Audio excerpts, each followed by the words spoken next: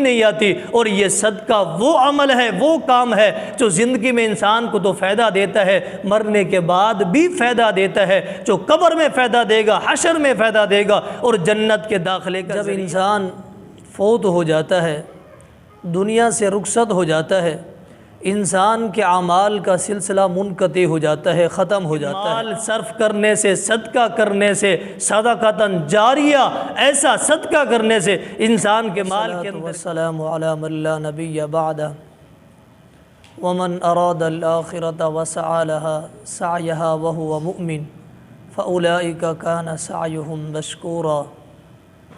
سامعین حضرات،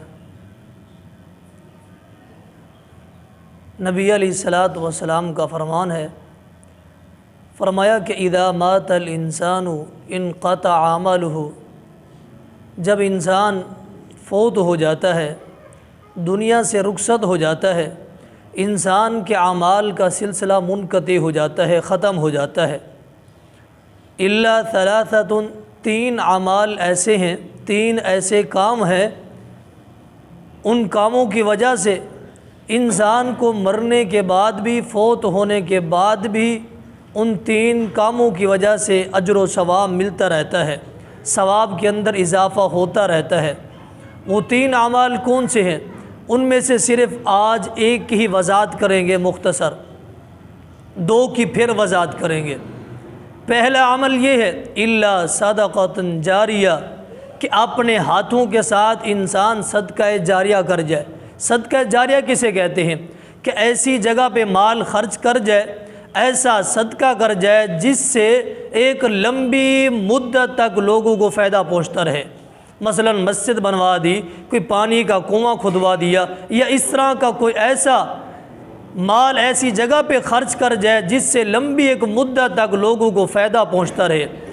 یہ فائدہ انسان کو تب پہنچے گا جب انسان اپنے ہاتھوں کے ساتھ خرچ کر کے جائے۔ پیچھے انسان مال چھوڑ کے تو گیا ہے، لیکن انسان کو یہ امید نہیں ہے کہ میرے پیچھے والے میرے جو مال میں چھوڑ کے آیا ہوں، آیا کہ وہ خرچ کریں گے یا نہیں کریں گے۔ انسان کو امید نہیں ہے، اپنے ہاتھوں کے ساتھ وہ خرچ کر کے جائے، صدقۃ جاریہ، ایسی جگہ پہ صدقہ کر کے جائے، مال کو صرف کر کے جائے کہ لمبی مدت تک لوگ اس سے فائدہ حاصل کرتے رہیں۔ اور مال خرچ کرنے سے انسان کے رزق کے اندر کمی نہیں آتی، رزق کے اندر برکت آتی ہے، رزق کے اندر اضافہ آتا ہے، رزق کے اندر انسان کی اور فراوانی آتی ہے۔ کبھی بھی صدقہ کرنے سے انسان کا مال کم نہیں ہوتا۔ آپ پوچھیں گے یہ کہاں لکھا ہے؟ کیسے آپ اتنا گارنٹی سے یہ بات کہہ سکتے ہیں کہ مال کے اندر کمی نہیں آتی، مال کے اندر اضافہ آتا ہے؟ آئیے صحیح مسلم کے اندر نبی علیہ الصلوۃ والسلام کا یہ فرمان موجود ہے۔ حدیث طویل ہے لیکن اختصار کے ساتھ آپ کے سامنے۔ نبی علیہ الصلوۃ والسلام نے سیدنا معاذ بن جبل رضی اللہ تعالیٰ کو عامل زکوٰۃ بنا کے علاقے کی طرف بھیج دیا، کہا کہ لوگوں سے زکوٰۃ وصول کر کے لے آؤ۔ چلے گئے، زکوٰۃ وصول کر رہی ہیں۔ لوگوں نے بتایا کہ ساتھ والا جو گاؤں ہے، یہ ساتھ والی جو بستی ہے، اس بستی کے اندر صرف ایک مسلمان رہتا ہے، اس سے بھی زکوٰۃ لے کے آؤ۔ سیدنا معاذ بن جبل رضی اللہ تعالیٰ عنہ بستی کے اندر پہنچ جاتے ہیں، وہاں اس بندے کے پاس پہنچتے ہیں کہ اللہ کے رسول کی طرف سے یہ قاصد بن کے آیا ہوں، عامل زکوٰۃ بن کے آیا ہوں، آپ زکوٰۃ دیں۔ اس بندے نے آگے سے یہی کہا کہ مرحبا مرحبا، اللہ کے رسول کی طرف سے آپ میرے پاس ایک قاصد آیا ہو، میں آپ کا استقبال کرتا ہوں، آپ آئیں، جتنا بھی یہ میرا مال ہے، یہ اونٹ ہے، یہ جتنے بھی بکریاں ہیں، یہ ریول ہے، اس سے آپ حساب و کتاب لگا کے جتنا زکوٰۃ بنتی ہے لے جائیں۔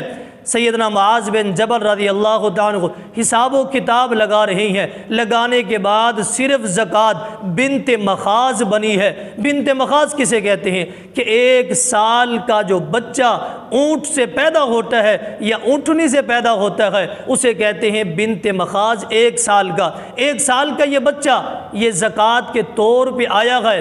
اس بندے نے دیکھا کہ صرف 1 سال کا بچہ نبی علیہ الصلوۃ والسلام کی خدمت میں حاضر ہوگا، میری طرف سے میں ایسا نہ کروں کہ ایک 3 سال کا نوجوان اونٹ نبی علیہ الصلوۃ والسلام کی طرف یہ تحفہ بھیج دوں۔ کہا کہ یہ لے کے نہیں جاؤ، میری طرف سے یہ تحفہ ہے، یہ 3 سال کا حقہ ہے، اس کو لے کے نبی علیہ الصلوۃ والسلام کی خدمت میں حاضر ہو جاؤ۔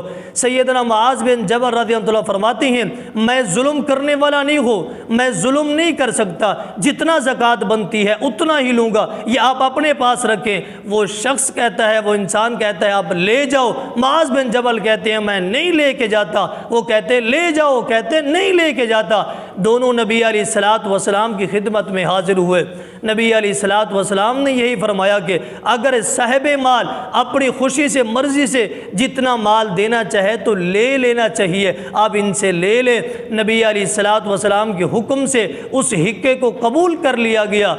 کچھ عرصے کے بعد، چند سالوں کے بعد نبی علیہ الصلوۃ والسلام نے پھر عامل زکوٰۃ بنا کے بھیجا سیدنا معاذ بن جبل کو۔ اسی بندے کے پاس پھر گئے، جا کے کہتے ہیں اللہ کے رسول کی طرف سے قاصد بن کے آیا ہو، کہا حساب و کتاب لگا لو، جتنا مال زکوٰۃ بنتی ہے لے جاؤ۔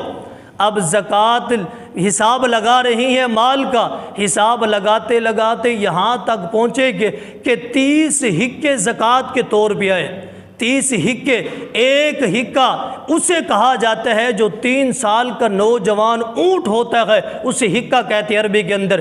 30 حقے آئے، یہ 30 حقے زکوٰۃ کے طور پہ اس وقت ایک حقہ اس وقت بنتا ہے جب 50 اونٹ ہو، اس کے مقابلے میں ایک حقہ بنتا ہے زکوٰۃ کے طور پہ۔ آپ اندازہ لگا سکتے ہیں کہ 30 حقے بطور زکوٰۃ کے سیدنا معاذ بن جبل لے کے جا رہے ہیں، اس بندے کا کتنا مال ہوگا؟ یہ صدقہ ہے، صدقے کرنے کی برکت ہے، یہ اللہ رب العالمین کے راستے میں صدقے کرنے کی برکت ہے۔ چند سالوں کے اندر 30 نوجوان اونٹ زکوٰۃ کے طور پہ لے کے جا رہے ہیں، حتیٰ کہ اس بندے کے پاس کتنا اونٹ ہوں گے، کتنا مال و دولت ہوگی۔ اس سے حدیث سے پتہ چلتا ہے، سبق ملتا ہے کہ مال صرف کرنے سے، صدقہ کرنے سے، صدقۃ جاریہ، ایسا صدقہ کرنے سے انسان کے مال کے اندر کمی نہیں آتی، اور یہ صدقہ وہ عمل ہے، وہ کام ہے جو زندگی میں انسان کو تو فائدہ دیتا ہے، مرنے کے بعد بھی فائدہ دیتا ہے، جو قبر میں فائدہ دے گا، حشر میں فائدہ دے گا، اور جنت کے داخلے کا ذریعہ بھی بنے گا۔ وَمَا عَلَيْنَا إِلَّا الْبَلَاغُ الْمُبِينُ۔